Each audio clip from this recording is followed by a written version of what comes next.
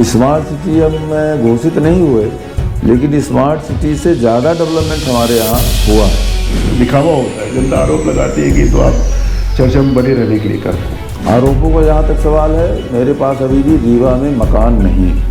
यहाँ जब तक आप सिंचाई की सुविधाओं का विस्तार नहीं करेंगे, यहाँ की गरीबी दूर होने वाली नहीं है। अजीत यादव को जिंदा रखना, तो हमने कहा कि आने तो उसको, अगर वो आता है तो यहाँ जिंदा काट देंगे, आप चिंता मत करो। आप लोग नेताओं को जितना जेल हो उतना लोग ताली बजाते हैं। जनता की नज़रों में किरकिरी नहीं। मैं तो एक वोट का नेता हूँ। जहाँ तक राजेंद्र शुक्ला जी का सवाल है, 27-28 वर्ष से उनके और हमारे बीच कभी विश्वास का संकट पैदा नहीं हुआ। साथ मिल करके काम करने में जिस प्रगति की आशा जनता हमसे करती है, उसमें हम सफल रहे हैं। घर घर कचरा मांगने गया, उस समय लोग गाली देते थे कि आ गया फिर से लुटवाने के लिए। नमस्कार, विन द फर्स्ट में आज आपका स्वागत है। आज हम चर्चा करेंगे श्री जनार्दन मिश्रा जी से, जो पिछले 2 टर्म से रीवा सांसदीय क्षेत्र का लीडरशिप कर रहे हैं, लीड कर रहे हैं और जनता की सेवा में लगे हुए हैं। भाजपा ने तीसरी बार इनको फिर से भरोसा जताया है इनके ऊपर और टिकट दी है। आइए उनसे चर्चा करते हैं। जनार्दन जी नमस्कार। जी नमस्कार। जनार्दन जी, जब रीवा की बात आती है तो क्योंकि आप यहीं के हैं, रीवा को अच्छे से समझते हैं, जानते हैं, लोगों का ये कहना है कि भाजपा अक्सर कई बार एक ही नेता को लगातार एक ही सीट पे टिकट नहीं देती है, फिर भी तीसरी बार आपको यहाँ से प्रतिनिधित्व करने का मौका भाजपा ने दिया है। इसमें लोग बोलते हैं कि आपका जो आरएसएस के साथ, भाजपा के साथ और स्पेशली यहाँ के जो नेता हैं राजेंद्र शुक्ला जी के साथ बड़े प्रगाढ़ संबंध होने और उनका कुछ भाजपा को एश्योरेंस देने का कि हम ये वाली सीट अच्छे से निकाल लेंगे, इस कारण से आपको टिकट मिली है। इसके बारे में आपका क्या कहना है? सबसे पहले मैं श्रद्धेय प्रधानमंत्री जी, अपने राष्ट्रीय अध्यक्ष जी और गृह मंत्री जी और प्रदेश के नेतृत्व का आभार व्यक्त करना चाहूँगा कि जिन्होंने मुझ जैसे एक साधारण से कार्यकर्ता को और एक सामान्य जीवन जीने वाले जनप्रतिनिधि को फिर से मौका दिया। जहाँ तक राजेंद्र शुक्ला जी का सवाल है, 27-28 वर्ष से उनके और हमारे बीच कभी विश्वास का संकट पैदा नहीं हुआ और साथ मिल करके काम करने में जिस प्रगति की आशा जनता हमसे करती है, उसमें हम सफल रहे हैं। अक्सर आरोप लगता है कि नेता क्रेडिट लेने के लिए एक दूसरे की टांग खिंचाई करते हैं। ऐसा मैंने कभी नहीं किया। जनहित के मुद्दों को, पार्टी के विस्तार और विकास के लिए मैंने हर छोटे से कार्यकर्ता से लेकर के बड़े से बड़े नेता के साथ सामंजस्य बिठा करके अपने को थोड़ा पीछे करके मैंने काम करने का प्रयास किया है। शायद यही वजह है कि पार्टी ने मेरे ऊपर विश्वास किया। जब रीवा की बात आती है तो विकास पुरुष के नाम से या तरह तौर पर राजेंद्र शुक्ला जी को लोग ज़्यादा क्रेडिट देते हैं। आपको क्या लगता है, सांसद और मंत्री के बीच में आपके रिश्ते इतने अच्छे होने के बावजूद सांसद का कितना कंट्रीब्यूशन रहा है रीवा के विकास में? देखिए, प्रदेश सरकार और केंद्र सरकार, चाहे वो केंद्र सरकार की योजना हो, जब तक प्रदेश सरकार का सहयोग नहीं मिलता, चाहे रेलवे के लिए भूमि अधिग्रहण का मामला हो, हवाई अड्डे के लिए भूमि अधिग्रहण का मामला हो, सुपर स्पेशलिटी अस्पताल में ज़मीन देने का मामला हो, नेशनल हाईवेज के मुआवजे का मामला हो, इससे प्रदेश सरकार के बिना सहयोग के संभव नहीं हो पाता है। जहाँ जहाँ आप देखेंगे कि अगर प्रदेश सरकार सहयोग नहीं कर रही तो केंद्र सरकार जितना भी फंड दे दे, चाहे जितनी भी योजनाएँ प्रोजेक्ट लागू करने का प्रयास करे, सफल नहीं हो पाती। इस वजह से और फिर दूसरा काम तो प्रदेश की मशीनरी करती है। रेलवे को अगर आप छोड़ दें तो सारे काम तो प्रदेश की मशीनरी करती है। इसलिए प्रदेश सरकार, प्रदेश के नुमाइंदों के साथ तालमेल करके ही आप द्रुत गति से विकास कर सकते हैं। अन्यथा दिल्ली से आप कुछ भी ले आइए, मुआवजा का काम, जमीन अधिग्रहण का काम ठीक से नहीं होगा तो लटका रहेगा जी। तो इस तरह से सामंजस्य के साथ ही काम किया जा सकता है। रीवा में एयरपोर्ट लाने का श्रेय जनता को आपको देना चाहिए, कितना देना चाहिए? इसमें रीवा एयरपोर्ट की मंजूरी के लिए तो मुझे आप कह सकते हैं लेकिन स्थानीय स्तर पर प्रदेश सरकार कंसेंट, प्रदेश सरकार का जमीन अधिग्रहण का मामला और जो नॉर्म्स है उनको ठीक से लागू करने का काम तो प्रदेश सरकार को करना होता है।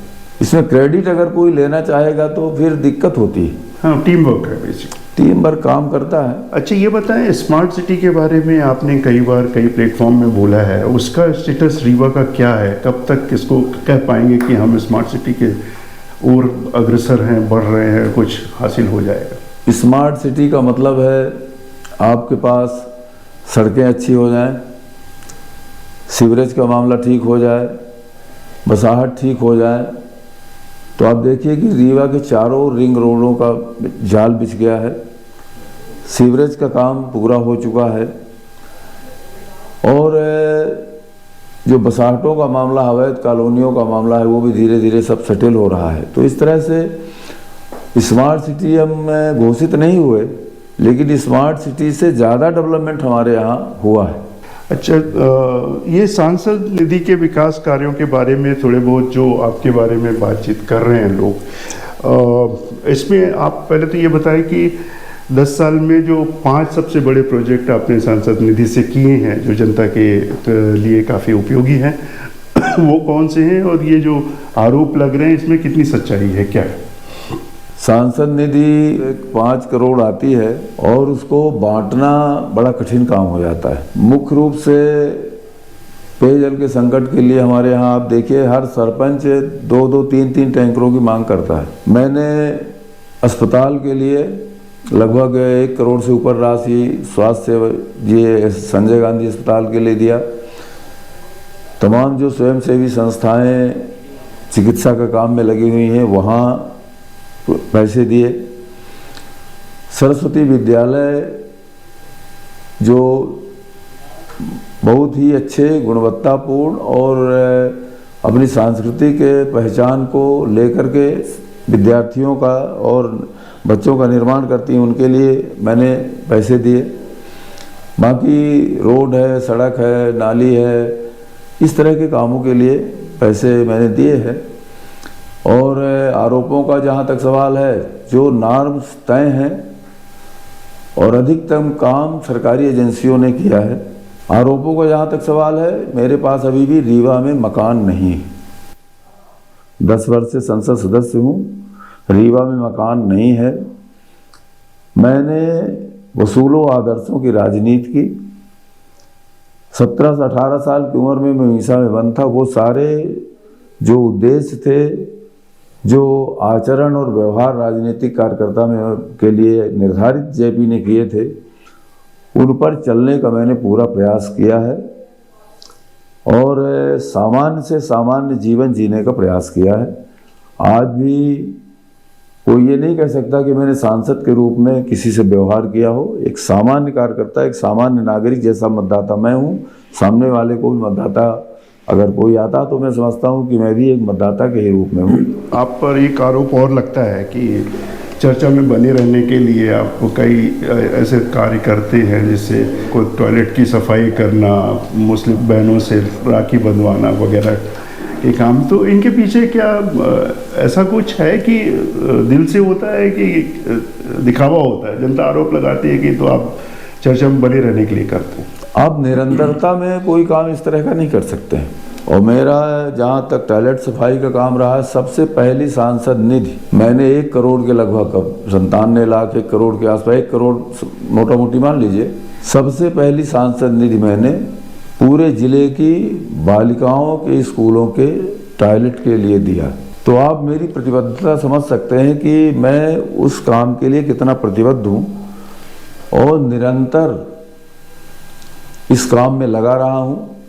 टॉयलेट की सफाई 1 दिन 2 दिन कर सकते हैं।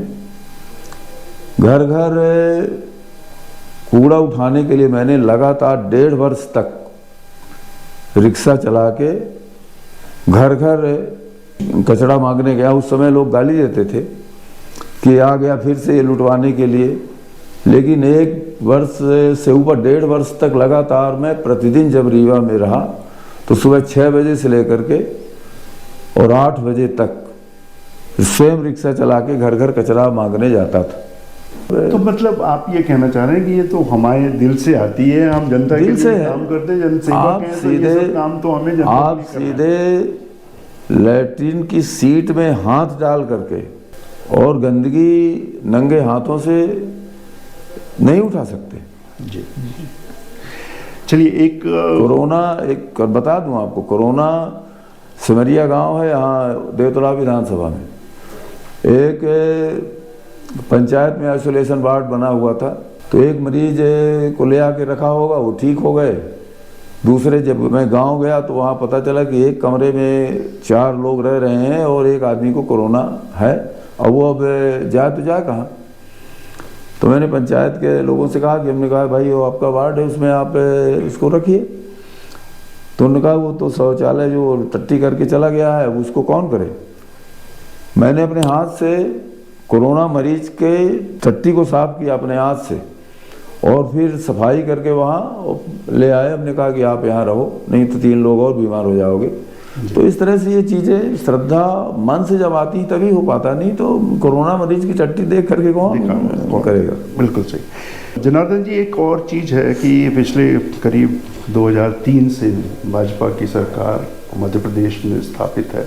थोड़े दिनों की बात बीच में छोड़ दे तो आप भी 2 टर्म कर चुके हैं, फिर भी रीवा में नीति आयोग का डेटा कहता है कि 37.04% गरीबी रेखा के नीचे हैं। इनको गरीबी रेखा से ऊपर लाने के लिए हम लोग आप क्या करने वाले हैं, कैसे ये ऊपर आएंगे और अभी तक आए क्यों नहीं ऊपर? देखिए, रीवा एक कृषि प्रधान जिला है। यहाँ जब तक आप सिंचाई की सुविधाओं का विस्तार नहीं करेंगे, यहाँ की गरीबी दूर होने वाली नहीं है। 3 लाख एकड़ जमीन में सिंचाई हो रही है। 3 लाख एकड़ जमीन की सिंचाई के प्रोजेक्ट शुरू हैं और 1,500 करोड़ रुपए अभी प्रदेश सरकार ने फिर से आवंटित किया है, और 4,000 करोड़ रुपए हनुमना बेल्ट के लिए एक नई परियोजना स्वीकृत हुई है। और ये सब कुल मिला के लगभग 5 वर्षों में ये प्रोजेक्ट तैयार हो जाएंगे। उस वक्त हमारे ज़िले की सिंचाई का रकबा लगभग 9 लाख एकड़ हो जाएगा। मैं समझता हूँ कि इस काम के बाद बहुत हद तक हम गरीबी दूर करने में सफल होंगे। अच्छा, एक बात यह है कि 19 में सिद्धार्थ तिवारी जी आपके अपोजिट में चुनाव लड़े थे, वो भाजपा में आ गए हैं। जिस दिन टिकट आपका अनाउंस हुआ तो वो पहले कुछ लोगों में से थे, आपके पास आए, आपसे मुलाकात करी, आपको शुभकामनाएं दी। आपको क्या लगता है कि अब आपके उनसे संबंध बहुत अच्छे हो गए हैं, सारे गिले शिकवे दूर हो गए हैं, और इस बार वो बढ़ चढ़ कर आपको अपनी कंस्टिट्यूंसी से और पूरे रीवा संसदीय क्षेत्र में आपके लिए काम करेंगे? विधानसभा चुनाव में मैंने उनके लिए जितना शिद्दत से काम किया उसको उन्होंने अनुभव किया, और मैं समझता हूँ कि उस समय ही उनको लगा कि नहीं, अब सारी चीज़ें समाप्त हो चुकी हैं। और चीज़ें कोई व्यक्तिगत तो हमारा कभी किसी से आज तक किसी भी राजनीतिक दल के किसी कार्यकर्ता से व्यक्तिगत गिले शिकवे हमारे कभी कुछ नहीं रहे। वो तो पार्टी में आ गए हैं, पार्टी में आते ही मैंने उनका स्वागत किया, उनके लिए काम जितना हो सका उतना काम किया। और एक बताते हैं भरोसे का मामला होता है, और वो भी समझदार व्यक्ति हैं। उनको लगा कि जनार्दन का जितना हो सका हमारे चुनाव में उन्होंने किया है, तो निश्चित रूप से हमारे लिए प्रतिबद्धता के साथ काम कर रहे हैं, और मैं उनका आभार व्यक्त करता हूं। अच्छा, एक चीज़ और है, जैसे आपने कहा कि कृषि प्रधान है पूरा रीवा, दूसरी चीज़ ये है कि शिक्षा है। मेरे ख्याल से यही 2 चीज़ हैं जो रीवा का उत्थान करेंगी। शिक्षा में क्या क्या काम हुए हैं बिल्डिंग बनाने के अलावा? एजुकेशन की क्वालिटी, स्टैंडर्ड और मोरालिटी को इम्प्रूव करने के लिए, नकल बंद करने के लिए, यहाँ सिलेक्शन है कॉम्पिटिटिव एग्जाम्स में और बोर्ड के रिजल्ट में, नीट में और अच्छा हो, इसके लिए आपने और पार्टी ने किन स्तर में काम किया है? देखिए, पहले तो यहाँ नकल कराने के लिए ठेके होते थे, स्कूलें बिकती थी 20 लाख, 25 लाख, 30 लाख में, वो खुलेआम होती थी नकल। सबसे पहला काम तो ये हुआ कि नकल बंद हुई और शिक्षा की क्वालिटी में भी परिवर्तन आया है। अब आप गांव के विद्यालयों में ही जो मेरिट देखिए आप, तो मेरिट में गांव के सरकारी विद्यालयों के बच्चे मेरिट में आ रहे हैं। प्राइवेट स्कूलों को मैं कहीं उनकी क्वालिटी को की इंफीरियरिटी की बात मैं नहीं कर रहा हूँ, लेकिन मेरिट में तो सरकारी स्कूलों के बच्चे आ रहे हैं। आरक्षण खत्म हुआ तो हिंदू लोग धर्म छोड़कर मुसलमान और ईसाई बन जाएंगे, ऐसा आपने कभी कहा था? हाँ, मैं ये मानता हूँ कि कमज़ोर वर्गों को अभी भी प्रश्रय की ज़रूरत है, नहीं तो एक विद्रोह टाइप का पनपेगा। अभी वो समय नहीं है कि जब हम वंचित वर्ग के लोगों को सहारा न दें, सहारे की भी आवश्यकता है। आगे चल कर के समाज स्वयं परिवर्तन करता है। एक आपका नगर आयुक्त सभाजीत यादव को जिंदा दफना दूंगा वाला जो स्टेटमेंट है, उस समय भी काफी चर्चित रहे आप। क्या बात थी वो, क्या एपिसोड था? वो एक स्कीम नंबर 6 है यहाँ, वो नगर जिस समय रीवा विकास प्राधिकरण बना था वो जमीन एक्वायर की थी, लेकिन वो न तो सरकार ने मुआवजा दिया, न जो उसके भूमि स्वामी थे उनको किसी प्रकार का राजस्व रिकॉर्डों में कोई परिवर्तन हुआ। तो उन्होंने अपना, जब उनको मुआवजा नहीं मिला, राजस्व रिकॉर्ड में है ही और उसमें कोई गतिविधि भी नहीं हुई, तो वो धीरे धीरे वो जमीन उन्होंने बेचना शुरू कर दिया। कोई बदनीयती से नहीं, गुडविल से बेचा उन्होंने। और जब ये सभाजीत जी यादव आए तो वो कम से कम 500 से 1000 मकान बने हुए हैं, 1000 से कम मकान नहीं है।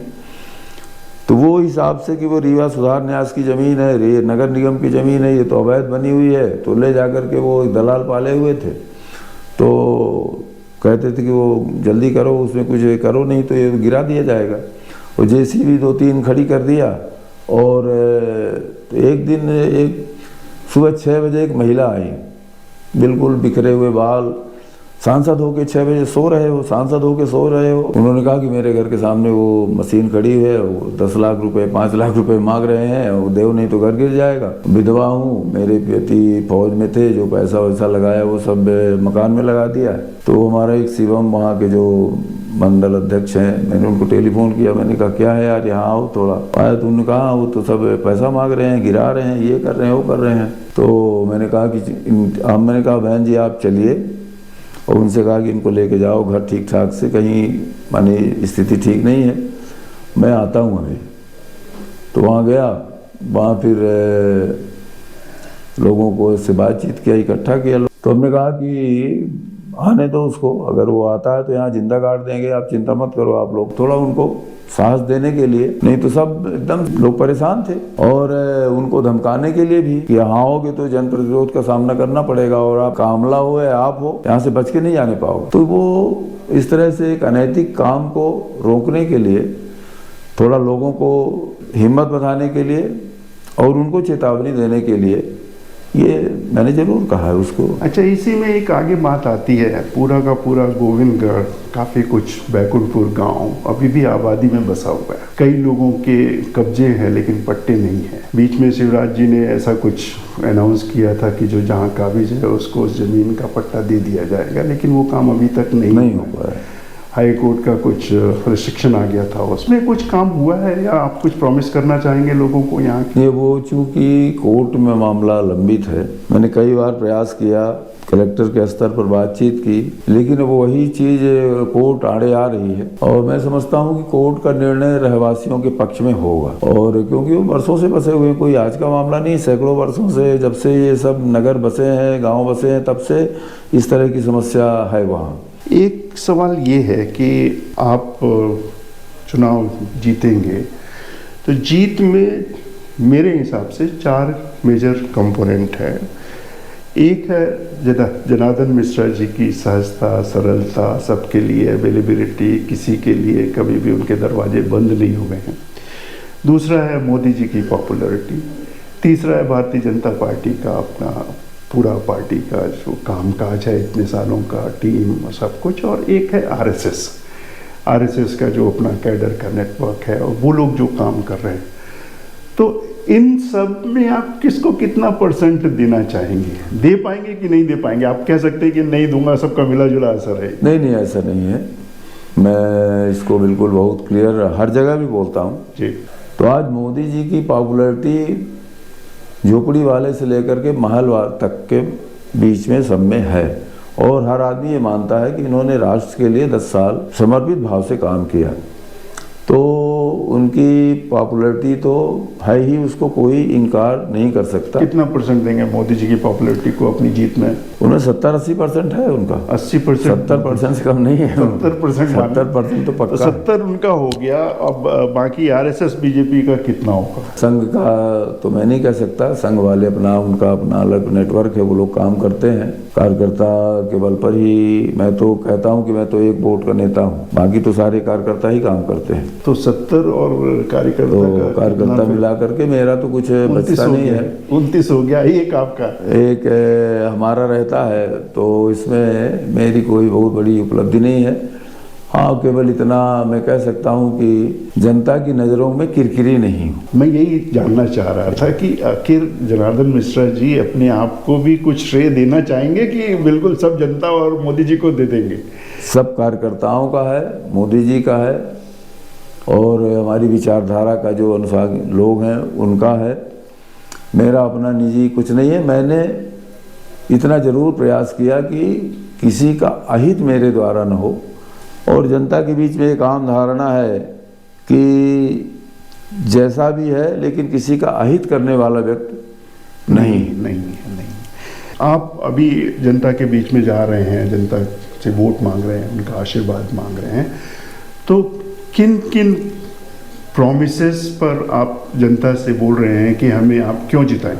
जो ये विकसित भारत का लक्ष्य है मोदी जी का, उस लक्ष्य की प्राप्ति के लिए अगले 5 वर्षों में कड़े फैसले लेने हैं। तो अव्वल तो राष्ट्रीय स्तर का प्रश्न है, और ये चुनाव भी पब्लिक भी राष्ट्रीय स्तर के संदर्भ में ही देख रही है।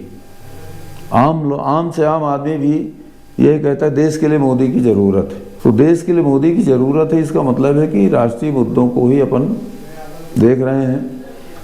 और राम मंदिर सनातन की रक्षा भी एक बहुत बड़ा अंदर एक जनभावना है।